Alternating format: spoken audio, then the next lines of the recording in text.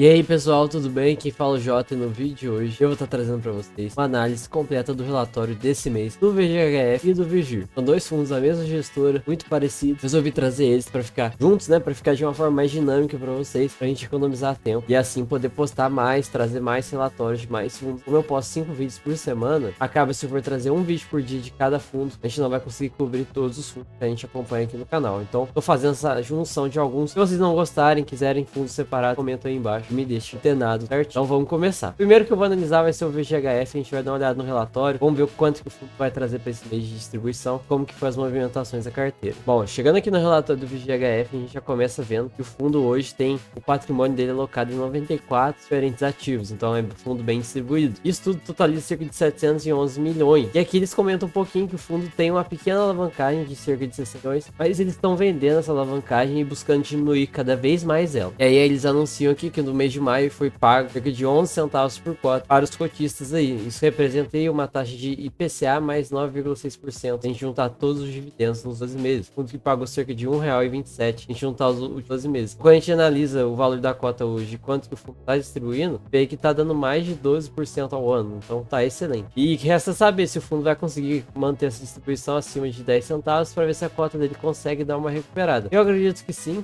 Eles estão querendo cada vez mais focar no giro de carteira, então deixar de ser um fundo que tem um pouco de renda todo mês ali, é um fundo que vai focar um pouco mais no giro. Vou mostrar isso para vocês mais na frente. E aqui eles comentam que o fundo teve uma questão de valor de aumento patrimonial. Para quem não sabe, em momentos que a gente tem taxa de juros mais alta, a NNTB lá para cima, tudo mais, os fundos de papel em geral eles acabam perdendo um pouco de patrimônio. Quando a inflação volta a recuar, tudo mais, a NTNB começa a cair, tudo isso, a gente começa a ter um ganho de capital nos fundos, e é o que está acontecendo agora. Uma coisa que ajudou foi a marcação da carteira de FIs, então os fundos imobiliários valorizaram bastante, e a queda das taxas da NTNB, isso ajudou os CRIs do fundo a subirem de valor. Então isso tudo aí contribuiu para um aumento de patrimônio do fundo. E aqui eles comentam a parte importante, eu acho que é a mais importante desse vídeo, e a gestão mantém o foco para aumentar a posição na carteira valor. Então agora a gente representa 25% dos ativos tá na carteira valor. Para quem não sabe, a carteira valor é a carteira de giro. Eles compram um fundo imobiliário a 10, vendem a 20, o lucro eles pegam e distribuem pra gente. Então no mês passado era cerca de 23,8% e agora é 25%. Então já tá tendo um aumento bem grande. E eles comentam que esse crescimento se deu inicialmente pela diminuição da carteira de CRIs. Então eles estão vendendo alguns CRIs para mudar o perfil do... E aqui eles comentam, a mudança do perfil da carteira valor,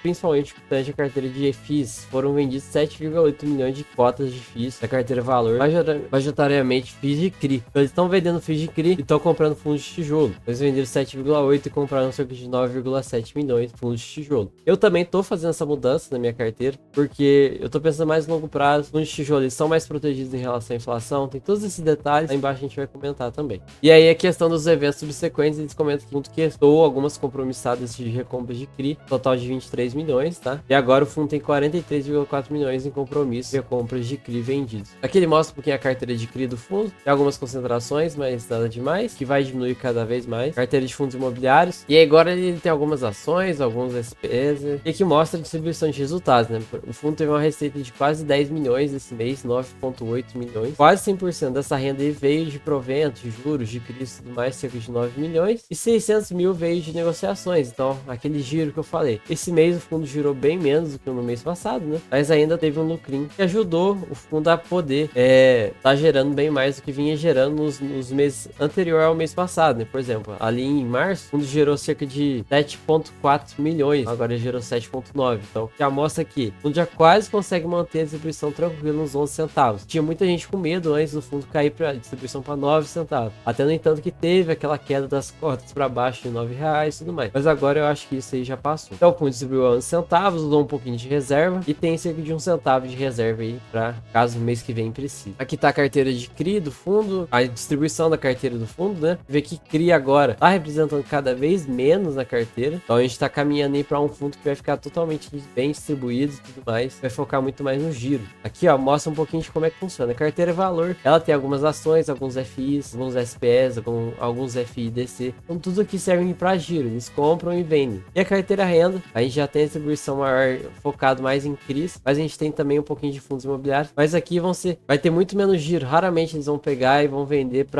causa de lucro. A ideia aqui é mais um longo prazo e tudo mais. O que a gente espera é que cada vez mais a carteira renda tenha diminuição e a carteira valor suba mais. Até porque o fundo, com os giros que vem fazendo, ele tá conseguindo aumentar os dividendos. Então, se ele conseguir aplicar mais isso, vai ser essa noite. E aqui as movimentações. Ele vendeu algumas ações, comprou outras, vendeu os CRIs, né? Então, o CRI Inter, Tecnisa, CRI vendeu. Então, foram uns 26 milhões em vendas de CRIs. E aqui as compras. Ele comprou PVBI, fundo de escritório da VBI, muito bom, móveis excelentes. Comprou o Bresso, também muito bom. E aí vendeu o RBR, que é um fundo high grade de papel, vendeu o KNCC e vendeu o Mana 11. Com algumas dessas movimentações, você viu que ele comprou bastante fundo de tijolo, praticamente 9 milhões em compras de FIs. Vamos dar uma passada rápida aqui pelos indicadores do VGHF. A cota já chegou a bater lá R$ 9,42, mas agora tá vindo com essa queda, até porque eu acho que o mercado tá precificando a queda da Selic, mas então os fundos de papel vão sofrer uma quedinha e os fundos de tijolo vão dar um aumento. Então o fundo tá custando cerca de R$ 9,21, um dividend yield nos 12 meses, 13,74%, excelente. PVP ainda tá um pouquinho acima de 1, então quer dizer que ele tá um pouco caro em relação ao valor patrimonial. Tem 40 milhões em caixa, muito bom. 250 mil cotistas e o último rendimento que ele anunciou aí cerca de 11 centavos por cota. Então o fundo vinha lá desde dezembro pagando 9, 10 centavos e agora subiu o patamar para 11 centavos. Vamos ver se ele vai conseguir manter isso nos próximos. E agora vamos dar uma olhadinha no Vigir, fundo de CRI, totalmente de CRI, da Valora, totalmente CRI CDI. E ele fez algumas movimentações interessantes para esse mês que a gente vai acompanhar cada uma. O patrimônio do líquido do fundo está em 54 diferentes operações, isso representa cerca de 1 bilhão, então um patrimônio líquido bem grande. E para esse mês, ele adquiriu 55 milhões, 6 operações distintas, né? Adquiriu novos CRIs para a carteira do fundo. Sendo dessas 6 operações, 5 ele já tinha dentro da carteira, então aumentou a posição. E uma é uma nova. Vamos ver como é que vai estar analisado aqui, se eles estão focando realmente no CDI totalmente, se eles têm ideia de mudar para o IPCA, vamos ver aqui. Então, o fundo investiu 22 milhões no CRI Port, o CDI mais 4,9 ao ano, boa taxa, 12,9 milhões no CRI Tecnisa, 9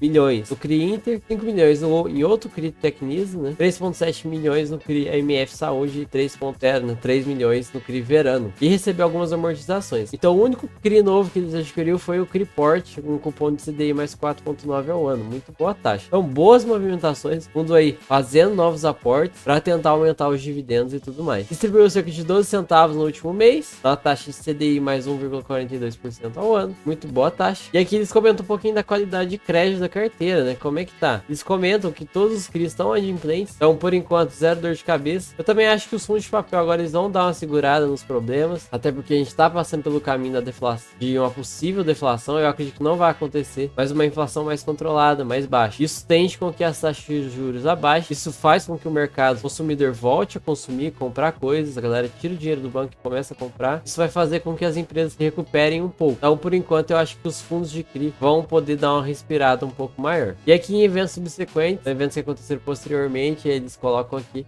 adquiriu 5,9 milhões distribuídos em 2 diferentes operações, já existentes e todos indexados ao CDI. Então isso mostra que o fundo está focando, ainda assim deve continuar por muito tempo aí, totalmente no CDI, que eu acho que é essa a ideia deles com o Vigir. E aqui a DRE, o fundo gerou 15 milhões, quase aí 16, né, 15,5, comparado aos meses anteriores foi bem maior. Isso se deu um pouco em relação a os juros de CRI, então 14 milhões e só em CRI, né, só em juros. Isso se deve também àquelas amortizações que ele recebeu, deu uma ajudada e tudo mais. Nisso tudo sobrou grandes despesas e tudo mais, sobrou cerca de 4,3 milhões para o fundo. E aí o fundo foi e distribuiu 12,3, então 12 centavos aí, e conseguiu acumular uma reservinha, né? O fundo já vinha aí utilizando a reserva no mês passado, então conseguiu acumular uma boa reserva, de 2 milhões. Isso aí vai dar, acho que mais, quase 2 centavos por cota. E aqui eles falam que eles estão com a reserva de 1 centavo por cota. Então isso já traz mais tranquilidade, né? E a ideia deles, eu acho que é manter esses 12 centavos aí até o final do ano. Não deve dar muito alterado na relação à distribuição. Aqui mostra os CRIs que ele tem na carteira, tem algumas concentrações, como no Helber, como na Tecnisa e tudo mais. Mas eu acho que com ao longo do tempo o fundo vai indo melhor isso daí. Aqui a carteira, né, 100%, é um fundo 100% CRI. Eu acho que isso é bom. Tem alguns fundos de CRI aí, eles ficam colocando FIs na carteira. Então acaba que eu acho que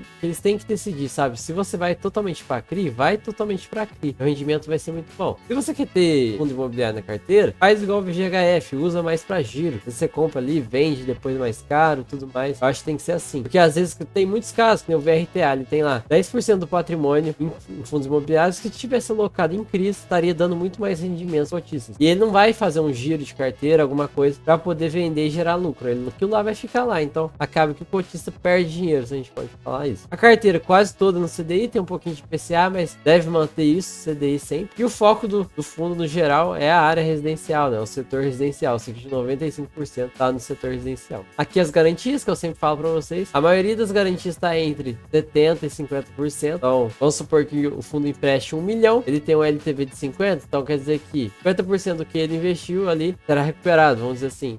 1 milhão, ele tem 1 milhão de volta. Se tá acima de 70% por 50%, então vamos dizer assim que a garantia vale 800 mil. Se tá abaixo de 50%, quer dizer que a garantia vale mais do que ele emprestou. Essa é a ideia. Aqui as taxas, né? A maioria IPCA 8 pontos e CDI mais 4,8. E bom, vamos dar uma olhada nos indicadores, né? O Vigir também sofreu bastante nesses últimos dias, deu uma quedinha. Ele subiu e agora caiu de novo. Vamos ver como é que vai estar para os próximos dias. Então tá custando cerca de R$ 9,26, um dividend yield quase 16% ao ano, muito bom de tudo. O PVP 0,97, então tá com 3% de desconto. E o fundo tem 58 milhões em caixa. Então tem dinheiro em caixa aí para poder estar movimentando aí no mercado, né? Aproveitando as oportunidades. E o último rendimento 12 centavos. O próximo também vai ser 12 centavos. E eu acho que deve manter isso até o final do ano. Não deve sair muito disso. E bom, pessoal, em relação a esses dois fundos imobiliários é isso. Espero que vocês tenham gostado. São dois fundos bons. Tem o VGHF na carteira, eu gosto bastante dele. E o Vigir é um fundo aí que para você que tá precisando de um totalmente de CRI aí no CDI para dar uma equilibrado na sua carteira, vale a pena sim uma análise para entender um pouco mais desse fundo. Então espero que vocês tenham gostado. Tem vários outros vídeos aqui, acompanha a playlist de fundos imobiliários que a gente traz lá, tem a playlist de batalha para vocês estarem acompanhando, estarem um pouco mais a par das situações e entender um pouco mais do mercado. Tamo junto, até a próxima e falou!